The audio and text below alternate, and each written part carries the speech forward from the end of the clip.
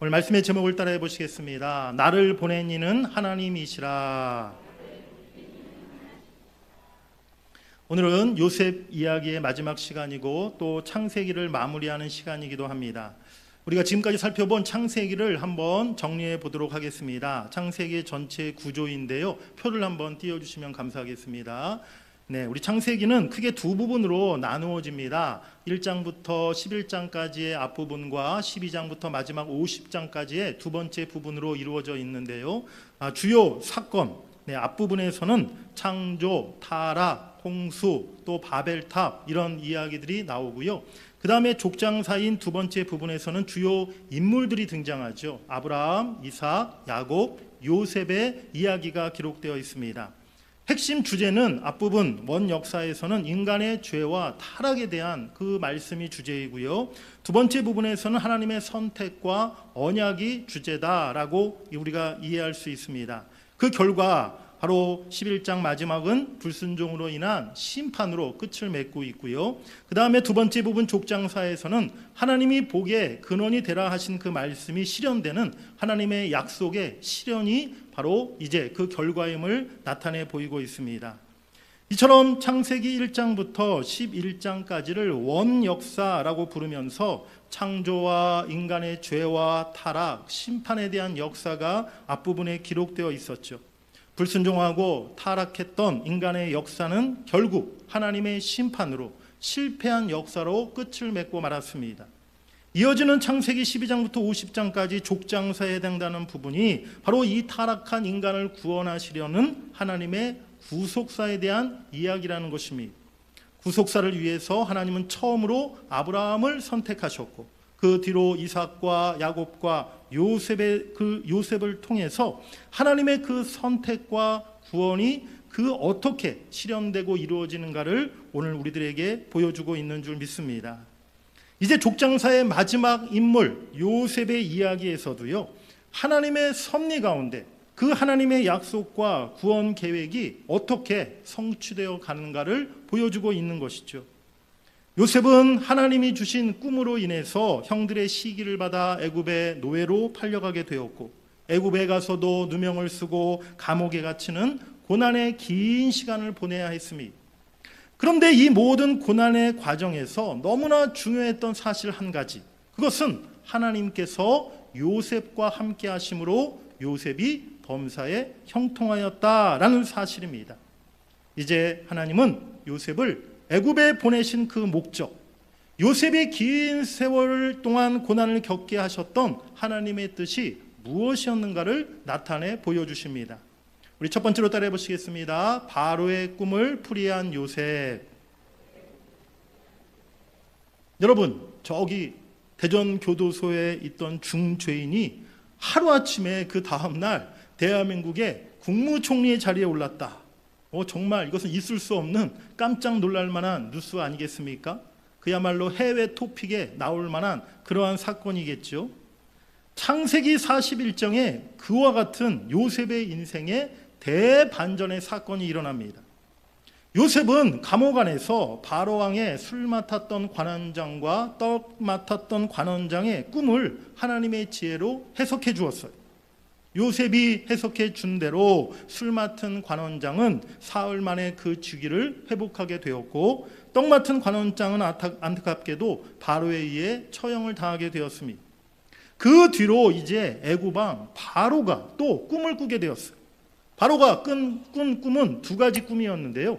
첫 번째 꿈은 나일강에서 살찐 암소 7마리가 올라오고 그 다음에 마르고 흉한 암소 7마리가 올라와서 살찐 소들을 잡아먹는 아주 흉한 그런 꿈이었어요.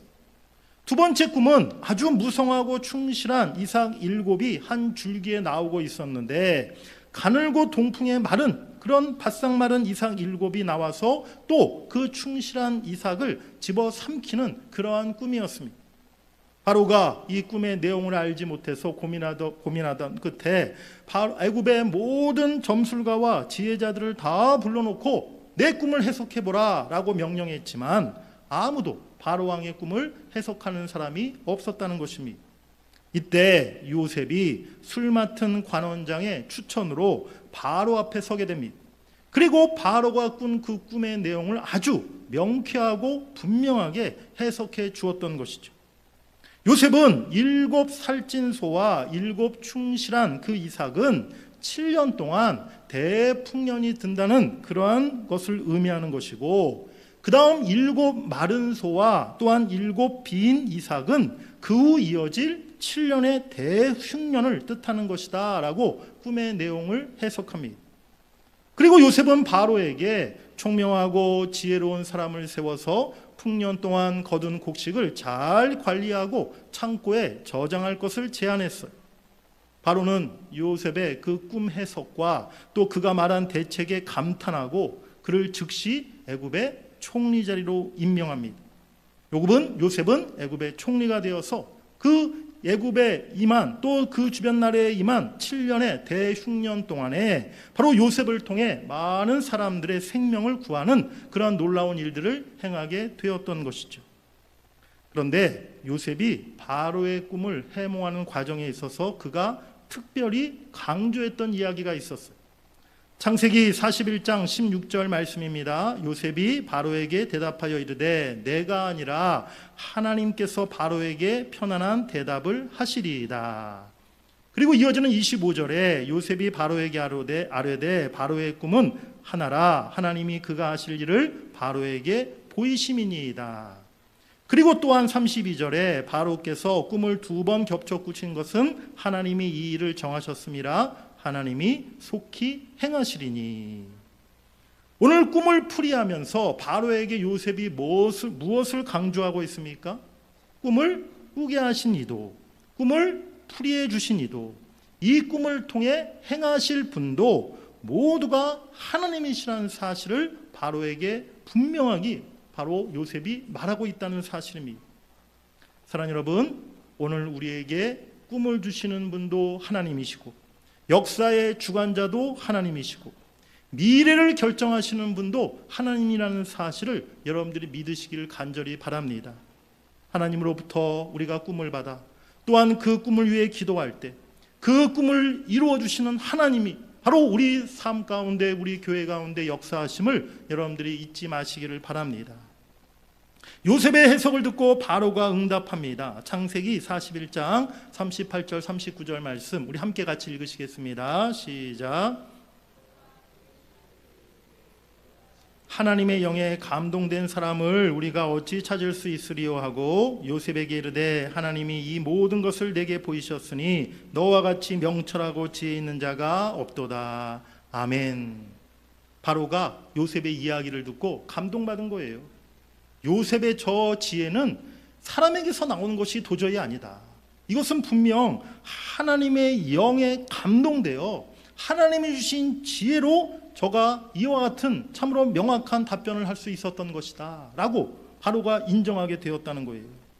사랑하는 여러분, 오늘 우리도 미래에 대한 꿈을 꾸고 또 비전을 세우고 앞날을 준비하고 대비해야 되지 않겠습니까? 과거에만 머물러 있거나 현재에 그저 만족하고 미래에 대한 소망과 기대가 전혀 없다면요, 그 인생은 그냥 사실 거기서 멈춘 것과 마찬가지라는 것입니다. 교회도 마찬가지죠. 과거를 늘 생각하고 과거를 추억하기보다는 미래를 꿈꾸는 교회가 건강한 교회임을 여러분들이 깨달으시기를 바랍니다. 저는 우리 성도님들이 저에게 그런 말씀을 많이 해주셨으면 좋겠어요. 우리 동문교회 30년 전, 40년 전이 좋았습니다. 물론 그것도 좋은 얘기죠. 우리 교회 전통과 역사에 대한 이야기니까요. 하지만 과거에 대한 이야기보다는 목사님, 우리 교회 10년 후에, 아니 20년 후에 우리 교회가 좀 이렇게 되었으면 좋겠어요. 목사님 5년 후에 우리 교회 이제 성전 건축이 분명히 이루어질 텐데 그때 우리 교회가 좀 이런 비전, 이런 꿈을 가지고 이런 일을 좀 했으면 좋겠습니다. 이런 말씀들을 우리 성도님들이 저에게 많이 해주셨으면 참 좋겠다라는 생각을 늘 갖습니다. 그렇습니다. 꿈을 꾸고 비전을 세우고 앞날을 바라보고 대비하고 준비하는 우리 모두와 또 우리 동문교회가 될 수 있기를 간절히 바랍니다. 그런데 진짜 중요한 것은요, 꿈을 꾸는 것보다 그 꿈이 도대체 어디에서 온 것이냐, 그리고 그 꿈이 무엇을 향하고 있느냐, 그 꿈을 누가 어떻게 이룰 것이냐, 이게 더 중요하다는 사실입니다. 요셉과 바로의 대화 속에서 우리가 그 해답을 찾아야 한다는 것이죠. 우리의 꿈, 우리의 비전은요, 성령의 감동에 따른 것이 되어야 될 줄 믿습니다. 하나님이 주시는 지혜를 통해 우리가 미래를 위해 준비하고 대비하는 삶을 살아가야 될 줄 믿습니다. 그리고 그 꿈과 비전은 역사의 주관자이신 하나님이 정하신 대로 이루시고 행하심을 우리가 확신하며 나아가야 될 줄 믿습니다. 지난주에도 말씀드렸는데요, 다시 한번 말씀드리면 우리 그리스도인들이 가져야 할 비전, 또 교회가 꿈꿔야 할 비전은요, 하나님의 마음과 하나님의 소원을 반드시 담고 있어야 한다는 것입니다. 우리의 야망, 우리의 욕심, 내 뜻과 내 소원을 이루기 위함이 아니라는 것이죠. 기도하는 사람, 기도하는 교회가 바로 하나님의 마음과 소원을 담은 꿈을 꾸게 되는 줄 믿습니다. 저와 여러분, 그리고 우리 교회가 이제 하나님의 비전을 기도하며 꿈꾸어 나갈 수 있기를 원합니다. 그것이 성령의 감동을 통해 하나님이 주신 꿈이라면 하나님의 주권을 통해 하나님의 일하심을 통해 반드시 그 비전을 하나님이 성취해 가실 줄 믿습니다. 우리 두 번째로 따라해 보시겠습니다. 형들을 용서한 요셉. 42장부터는 요셉이 형들과 아버지 야곱을 만나는 과정이 자세히 기록되어 있습니다. 가나안 땅에도 이제 기근이 찾아와서 야곱이 베냐민을 뺀 형들 10명을 바로 곡식을 사기 위해 애굽으로 보내게 되었어요. 요셉은 곡식을 사러 애굽에 온 사람들 중에 자기 형들이 있음을 한 번에 알아보았죠. 근데 처음부터 요셉이 자기 정체를 밝히지 않고 자기의 신분을 숨기고 이제 형들을 시험합니다. 형들에게 정탐꾼, 스파이라는 누명을 뒤집어 씌워요. 창세기 42장 18절 이하의 말씀을 보면 나는 하나님을 경외하노니 너희는 이같이 하여 생명을 보존하라. 너희가 확실한 자들이면 너희 형제 중 한 사람만 그 옥에 갇히게 하고 너희는 곡식을 가지고 가서 너희 집안의 굶주림을 구하고 너희 막내 아우를 내게로 데리고 오라. 그러면 너희 말이 진실함이 되고 너희가 죽지 아니하리라. 이제 형들에게 뭐라고 얘기하냐면 너 혹시 너희들 애굽에 지금 간첩으로 스파이로 온 사람들 아니냐. 너희들 정말 의심된다. 만약에 간첩이 아니라면 너희 중에 한 명 볼모로 감옥에 갇혀 있고 이제 집에 가서 너희의 막내 동생까지 다시 데리고 와라. 그리하면 너희들을 내가 인정하겠다라고 요셉이 이야기했다는 거예요. 그때 형제들은요, 요셉의 형들은 지난날 동생 요셉을 팔아넘긴 죄를 깨닫고 그들이 후회합니다. 우리가 그때 요셉을 미워하고 요셉을 팔아넘긴 그 벌을 지금 하나님으로부터 우리가 받는구나 라고 그들이 깨닫게 되었다는 거예요. 창세기 42장 21절 말씀 우리 한번 같이 읽어보시겠습니다. 그들이 서로 말하되 우리가 아우의 일로 말미암아 범죄하였도다. 그가 우리에게 애걸할 때에 그 마음의 괴로움을 보고도 듣지 아니하였으므로 이 괴로움이 우리에게 임하도다. 아멘.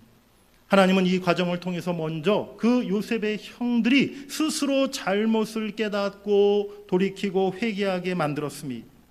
그리고 이제 형들이 고향 유대 땅으로 돌아갔다가 결국 베냐민을 데리고 다시 애굽으로 와서 요셉 앞에 서게 되었어요. 마침내 요셉은 형들에게 자기 신분을 밝힙니다. 요셉이 신분을 밝혔을 때 형들의 처음 반응이 어땠습니까? 너무 놀라서 아무 말도 하지 못할 정도로 그 자리에서 그냥 얼어붙었다는 거예요. 우리가 너무 깜짝 놀라면 말이 안 나오지 않습니까? 그냥 진짜 얼음, 땡, 우리 아이들이 그런 놀이를 하는데요. 그냥 자리에 얼어붙은 채로 아무 말도 나오지 않고 어떠한 반응도 하지 못하는 그런 상황이 되는 것이죠. 13년 전에 바로 자기들이 팔아넘겼던 요셉, 자기들이 죽이려고 했던 요셉, 그 요셉이 지금 애굽에, 지금 애굽이란 나라가 어떤 나라예요? 당시 전 세계를 다스리던 최강대국이 애굽이었어요. 그 애굽의 총리 자리에 딱 보좌에 앉아 있음을 보고 나서 이제 우리들은 꼼짝없이 저 요셉에 의해서 죽게 되었구나 라고 생각이 들지 않았겠습니까? 당황하고 두렵고 떨 수밖에 없는 상황이었던 것이죠. 그런데 정말 뜻밖에도 요셉이 형들에게 아무런 책임을 묻지 않고 아무런 질책을 하지 않고 울면서 형들을 다 품에 안아주었다는 거예요. 창세기 45장 2절 말씀에 보면 요셉이 큰 소리로 우니 애굽 사람에게 들리며 바로의 궁중에 들리더라. 형들을 만나기 전부터 요셉은요 눈물이 멈추지 않았어요. 지금 형들을 만나지도 않았는데 형들 만날 생각을 하면서 요셉은 먼저 눈물부터 흘립니다. 그리고 나서 형제들을 만났을 때 14절 15절 말씀 우리 함께 같이 한번 읽어보시겠습니다. 시작. 베냐민도 요셉의 목을 안고 우니라. 요셉이 또 형들과 입맞추며 안고 우니 형들이 그제서야 요셉과 말하니라. 아멘. 요셉은 형들을 만나기 전부터 또 형제들을 만나면서 참으로 큰 눈물을 또 통곡을 그가 그렇게 할 수밖에 없었어요. 요셉의 통곡과 요셉의 눈물 속에 과연 어떤 의미가 담겨 있었겠습니까? 그동안 참 이 낯선 땅 애굽의 노예로 팔려와서 그동안 홀로 참고 견뎌온 그 고통과 아픔의 그 시간이 그 눈물 속에 담겨 있지 않았겠습니까? 세월이 흘러도 아물지 않는 형들에 대한 깊은 상처가 또한 그 눈물에 담겨 있지 않았겠습니까? 하지만 무엇보다 요셉의 눈물은요, 대적하고 미워했던 형들을 이제 용서하고 화해를 이룬 그런 감격의 눈물이었던 것입니다. 그리고 그 고난의 시간을 지나 여기까지 자기를 인도하신 하나님의 은혜와 하나님의 사랑에 대한 감사의 눈물이었다는 것을 우리가 깨달아야 될 줄 믿습니다. 용서와 화해를 이루는 사람, 하나님의 은혜와 사랑을 깊이 받은 사람, 그 사람의 특징은요 바로 눈물이 있다는 사실이라는 거예요. 오늘 우리에게도 눈물이 필요하고 눈물의 사람이 필요한 줄 믿습니다. 용서와 화해와 사랑의 사람이 지금 우리들에게 꼭 필요한 사람들이라는 거예요. 하나님께서 저와 여러분들에게 그와 같은 눈물을 허락해 주시기를 간절히 바랍니다. 감사와 용서와 화해와 사랑의 눈물을 하나님께서 우리에게 부어주실 때 참으로 우리의 가정과 우리의 교회 공동체 가운데 하나님의 더 풍성한 그 은혜와 복이 흘러넘치게 될 줄 믿습니다. 사랑하는 여러분, 오늘 요셉이 어떻게 그렇게 너그러운 마음으로 형들을 한 번에 용서하고 품을 수 있었을까요? 요셉은 지난날 자신의 고난이 하나님의 큰 계획 안에 있었다는 사실을 그가 깨달았기 때문에 그 형들을 용서할 수 있었다는 것입니다. 인간의 죄가요 악을 만들고요, 인간의 죄가 관계를 파괴하고요, 또한 인생을 무너뜨리게 됩니다. 그러나 하나님은 악이 승리하지 못하게 하시고 용서와 회복의 역사, 생명 구원의 역사를 우리 가운데 이뤄가시는 줄 믿습니다. 우리도 살아가다 보면요 다른 사람들에 의해 상처를 받기도 하고 또 악한 자들에 의해 고통을 당하기도 합니다. 그래서 그들에 대한 비난과 원망과 분노에 우리 마음이 사로잡히게 되면 우리 마음이 오히려 점점 더 지쳐가고 궁핍해져가고 메말라지게 된다는 사실입니다. 하지만 그 모든 고통스러운 일마저 하나님의 선하신 계획의 일부이고 주님께서 결국 악을 선으로 바꾼다는 사실을 믿는다면 우리의 마음은 소망과 인내의 열매로 가득하게 될 줄 믿습니다. 오늘의 우리 안에 있는 고난과 상처를 미움과 분노로 채우는 대신에 용서와 화해로 소망과 인내로 채워갈 수 있는 여러분 모두가 되시기를 주의 이름으로 간절히 축복합니다. 우리 세 번째로 따라해 보시겠습니다. 하나님이 보내셨다.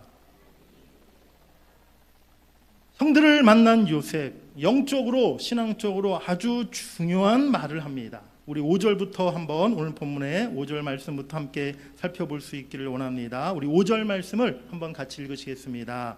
당신들이 나를 이곳에 팔았다고 해서 근심하지 마소서, 한탄하지 마소서. 하나님이 생명을 구원하시려고 나를 당신들보다 먼저 보내셨나이다.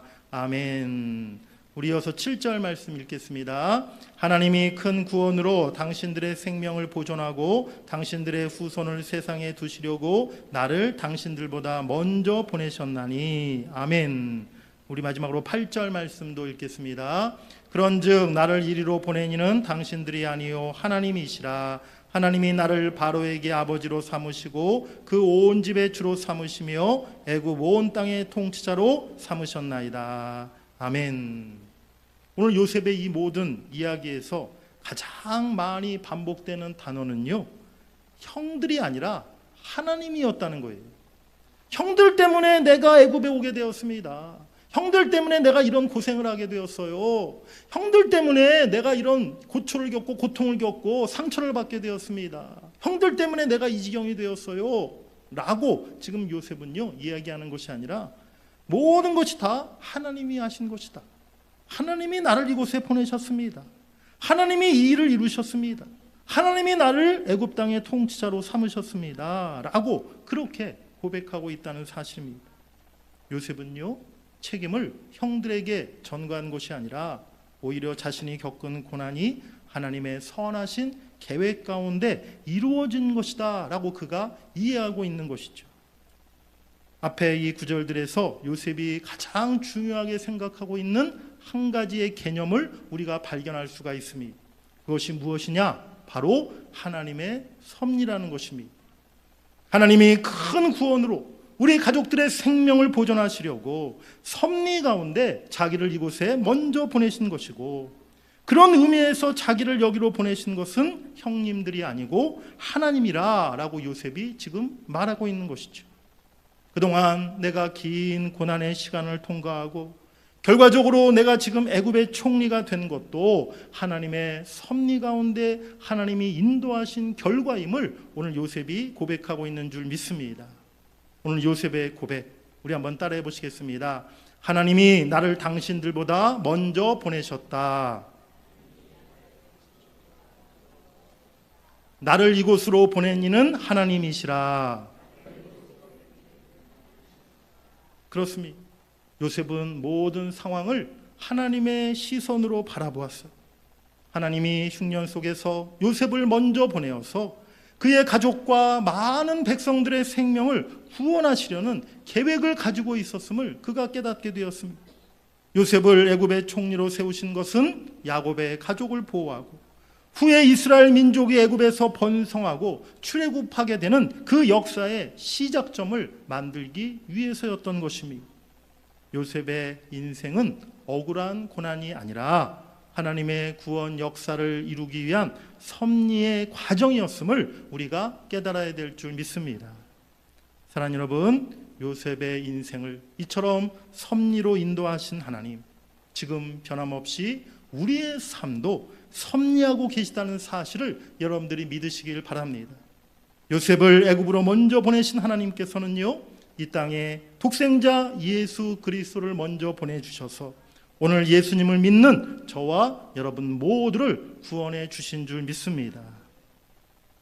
신학적인 부분에서 우연을 가장한 섭리라는 그러한 표현이 있어요. 하나님의 섭리를 설명하는 신학적인 용어인데요, 우연을 가장한 섭리가 우리 인생과 또 역사 가운데 많이 있다는 거예요.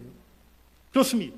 이 세상에 일어나는 모든 일이 그저 우연히 일어나는 것처럼 보이지만 그 가운데 온 세상의 주관자이시오 통치자이신 하나님께서 모든 것을 간섭하시고 또 하나님의 선하신 목적을 따라 인도하시고 보존하시고 통치하신다는 사실입니다. 바로 이것이 하나님의 섭리라는 것이죠. 우리 눈에는 그저 우연으로 보이지만 실상은 하나님이 작정하신 일을 이루기 위해 역사하시는 과정인 줄로 믿습니다. 사랑하는 여러분, 여러분들 삶에 일어나는 여러 가지 상황과 문제를 제가 다 알지는 못하지만 분명 여러분들의 가정과 상업 또 생업과 여러분들의 모든 삶 속에 크고 작은 여러 가지 문제들, 어려운 일들이 있지 않으시겠습니까?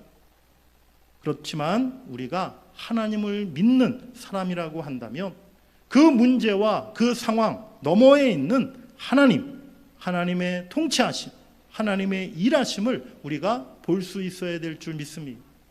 하나님을 믿지 않는, 신앙이 없는 불신자들은요, 그저 삶에 닥치는 여러 가지 일들, 모든 문제와 상황들을 우연으로 생각하고 또 그 일들의 의미를 알지 못해서 그저 방황하고 절망하고 포기할 수밖에 없지만, 우리는 모든 인생의 문제들과 상황들을 하나님의 관점에서 바라보고 그것을 해석할 수 있는 사람이 되어야 한다는 것입니다.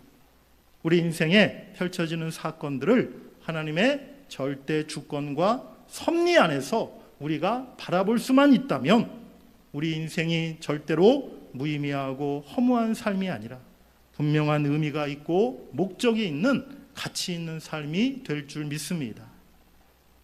우리가 믿는 성경적인 가치관은요, 우연과 인연 또 운명을 말하는 그런 가치관이 절대로 아닙니다. 하나님의 주권과 섭리와 인도하심을 믿고 따르는 것이 성경적인 가치관임을 여러분들이 기억하시기를 바랍니다. 오늘 내 인생에도 분명한 하나님의 섭리와 인도하심이 있음을 믿으시는 여러분들이 되시기를 간절히 바랍니다. 제가 지지난주에 우리 노회에서 이렇게 부부 수양회를 다녀왔는데요, 이번 부부 수양회 갔던 장소가 강원도 고성이었어요. 강원도 고성이면 강원도 제일 북쪽에 있는 곳인데, 우리 통일전망대, 또 고성에 가보니까 바로 북녘, 휴전선 그렇게 앞에 있는 통일전망대가 있더라고요. 통일전망대도 가서 북한 땅을 바라보며 또 기도하는 시간도 가졌고, 또 고성에 보니까 전혀 생각지 않았던 그런 아주 좋은 장소가 있더라고요. 고성시에서 무슨 제가 볼 때는 고성 군수가 아주 믿음이 좋은 크리스찬이 아닌가 생각이 드는데, 그 고성에 가면 옛날 김일성 별장 자리, 지금도 그 집이 있던데 그런 곳이 있는데, 화진포라는 곳에 그 김일성 별장, 이승만 대통령 별장 이런 집들이 있어요. 아주 경치가 좋은 곳인데, 그곳에 갔더니 고성시에서 선교사님 기념관을 이렇게 전시관을 만들어 놓은 거예요. 3층 건물로 아주 전시관을 잘 만들어 놨더라고요. 어떤 선교사님의 그 기념관이냐, 로제타 홀 선교사님이라는 여성 선교사님의 그런 기념관을 그곳에 만들어 놓았어요. 그래서 저도 잘 알지 못했는데 그날 가서 그 로제타 홀 선교사님의 일생과 또 그분의 사역에 대해서 제가 그날 그 전시관의 자료들을 자세히 살펴보면서 분명하게 자세하게 알게 되었습니다. 로제타 홀 선교사님, 남편 윌리엄 홀 선교사님과 함께 미국에서 의과대학을 졸업한 의사 부부였는데요, 1890년에 조선의 선교사로 이 부부가 함께 파송되었습니다. 당시 조선의 상황이 어떠했느냐, 내륙에는 외국인이 이렇게 거주할 수 없는 상황이었고요, 기독교를 포교하는 자는 사형에 처한다라는 그런 쇄국 정책을 통해서 그러한 법이 있었던 시대였어요. 로제타 선교사님은 조선에 파송된 후에 조선의 최초 여성 병원인 보근여관, 현재는 이대병원, 그 전신이라고 그러더라고요. 두 번째 책임자를 맡게 됩니다. 그러다가 1894년 한국에 온 지 4년 만에 청일 전쟁이 발생했는데요, 평양 지역에서 의료봉사를 하다가 남편 윌리엄 선교사가 그만 전염병에 걸려서 34세의 나이로 죽음을 맞게 되었습니다. 윌리엄 선교사님이 마지막 남긴 유언의 말이 이렇게 기록되어 있더라고요. 제가 그곳에 가서 다 찍어온 사진인데요, 마지막 남편 윌리엄 선교사님 남긴 유언의 말이 무엇이었냐면, 나의 세월은 마치 동화 같았습니다. 값진 황금 같은 순간들이었습니다. 나의 이생의 날은 거의 다 지나가고 본향에 더 가까이 다가서고 있습니다. 생각만 해도 더없이 행복한, 영원히 함께 거한다는 생각, 저편에서 기다리고 계신 주님과 먼저 가신 사랑하는 분들과 함께 라는 이 말을 남기고 남편 윌리엄 선교사님이 먼저 하나님 나라로 떠나게 되었어요. 그때 로제타 이 부인 선교사님 2살배기 아들과 뱃속에 또 딸이 임신 중에 있었어요. 잠시 크게 상심하여 미국으로 돌아갔지만 곧바로 주님의 부르심을 다시 받고 두 어린 자녀를 데리고 3년 만에 조선에 다시 또 돌아오게 됩니다. 오늘 이 지금 사진이 바로 우리 로제타 선교사님의 딸과 아들 사진이에요. 그런데 한국에 돌아오자마자 1년도 안 돼서 그 큰딸 에디스가 또 전염병으로 이질에 걸려서 세상을 떠나게 되었다는 거예요. 제가 그 전 시간에서 이 로제타 선교사님이 당시 썼던 일기, 날마다 이렇게 펜으로 일기를 쓰셨더라고요. 그리고 미국에 이제 많은 성도들에게 또 편지를 보내셨더라고요. 그 편지와 또 일기가 이렇게 그대로 보관되어 있는데 그 내용이 너무 눈물 없이는 진짜 읽을 수 없는 내용들이 있더라고요. 시련과 고난의 시간을 거치면서 로제타 선교사님 그 사역을 통해 풍성한 열매들이 하나 둘씩 맺히게 되었습니다. 여러 병원과 여러 기관들을 이 선교사님이 세우셨어요.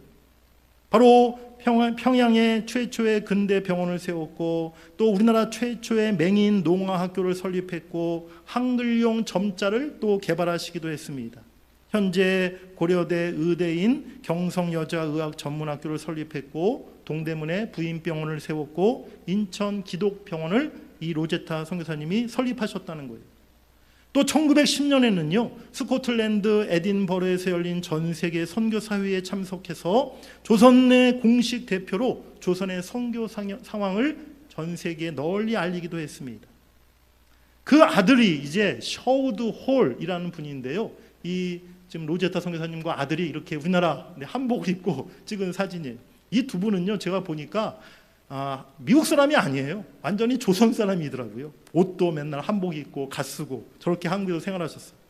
아들 셔우드월 선교사님도 캐나다에서 의과대학을 졸업하자마자 이제 한국에 들어와서요 아버지 어머니의 뒤를 이어 의료 선교사로 사역하게 되었습니다. 해주 구세병원 원장으로 일하면서 우리나라 특별히 결핵 퇴치를 위해서 굉장히 노력하고 애를 쓰셨던 분이셨어요. 여러분 혹시 크리스마스 실 기억하고 계십니까? 저도 초등학교, 중고등학교 때 크리스마스만 되면 학교에서 이렇게 크리스마스 실 구입해가지고 카드 보낼 때, 교회에서 카드 보낼 때 크리스마스 실 붙였던 기억이 나는데요. 바로 이 아들인 셔우드월 선교사님이 우리나라의 이 크리스마스 실을 처음 만드신 분이라는 거예요. 우리나라 결핵 퇴치를 위해서 그 재원을 마련하기 위해 크리스마스 씨를 만들어가지고 이제 많은 결핵 환자들을 치유했던 그 선교사님이 바로 로제타 선교사님의 아들 셔우드홀 선교사님이었다는 것이죠. 셔우드홀 선교사님은 이렇게 열심히 사역하다가 1940년도에 일본의 스파이 혐의로 체포되어가지고 이렇게 해외로 추방되게 되었는데요. 그때까지 우리나라에서 정말 아버지 어머니 뒤를 이어 의료 선교 사역을 힘있게 감당하셨던 분이셨습니다.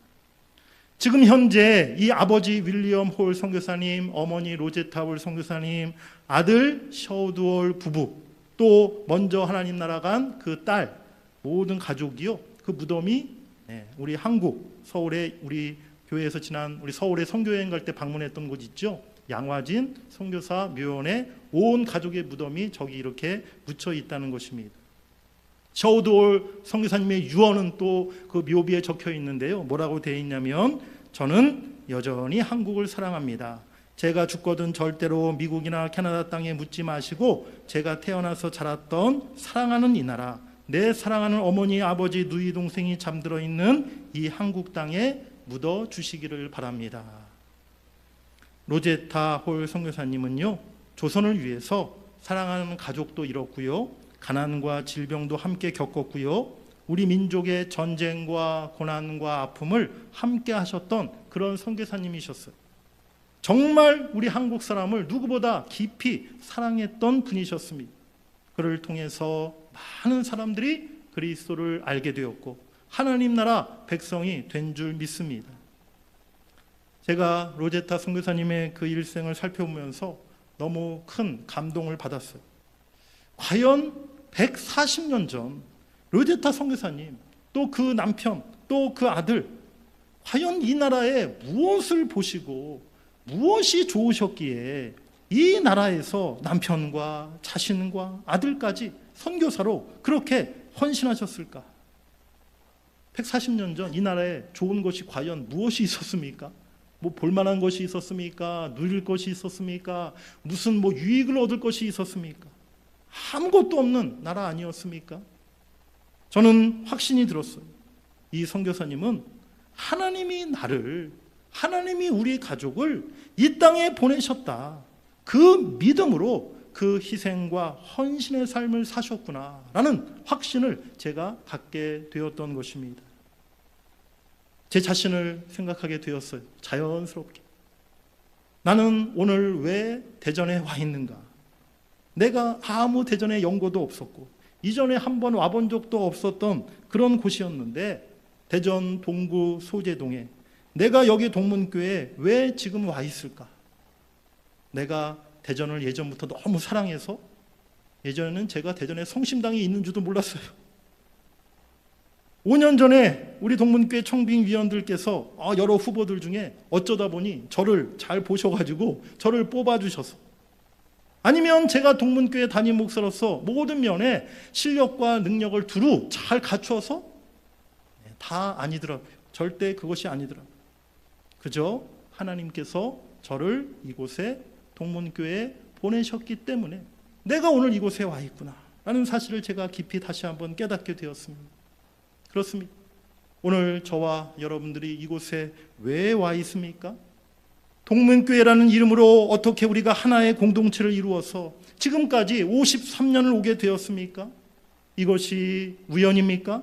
아니면 우리가 계획한 것입니까? 우리의 생각과 계획대로 잘 이것이 진행되어 온 결과입니까? 절대로 아니라는 것입니다. 하나님께서 저와 여러분 모두를 하나님의 섭리 가운데 이곳에 보내셨고 하나님의 크신 구원 계획과 비전을 이루시기 위해 하나님이 이곳에 동문교회를 세워주셨고 53년 동안 일해 오셨다는 사실을 우리가 깨달아야 될 줄 믿습니다. 하나님의 섭리 안에서 하나님이 나를 이곳에 보내셨다. 이 믿음이 오늘 우리에게 확실히 있어야 될 줄 믿습니다. 그리할 때 우리가 서 있는 이 자리에서 우리의 가정과 우리 일터와 우리 학교와 우리의 교회에서 하나님의 뜻과 비전을 이뤄가는 우리 모두가 될 줄 믿습니다. 여러분 한번 크게 외쳐보시기 바랍니다. 하나님이 나를 이곳에 보내셨습니다. 우리 옆에 분들과 하나님이 우리를 이곳에 보내셨습니다. 아멘. 그렇습니다. 얼마나 감사한 일입니까? 하나님의 크신 섭리 가운데 하나님이 우리를 이곳에 보내셨고 또 우리를 하나의 공동체로 이렇게 묶어주셨어요. 부족하고 연약하지만 저와 여러분들을 통해 분명히 하나님이 행하실 비전과 역사가 있을 줄 믿습니다. 기도하면서 우리가 그 비전을 함께 이뤄나갈 수 있기를 원합니다. 특별히 또 오늘은 어린이 주일입니다. 하나님께서 우리 자녀들을 우리 가정에 보내신 줄 믿습니다. 다음 세대 우리 꿈땅 어린이들을 우리 교회에 보내주신 줄 믿습니다. 우리 자녀들과 어린이들을 보내주심을 감사하고 저들을 위해 기도하시는 여러분들이 되시기를 바랍니다. 다음 세대 우리 자녀들과 어린이들이 하나님의 비전을 성취하는 요셉과 같은 하나님의 사람으로 자라날 수 있기를 주의 이름으로 간절히 축원합니다.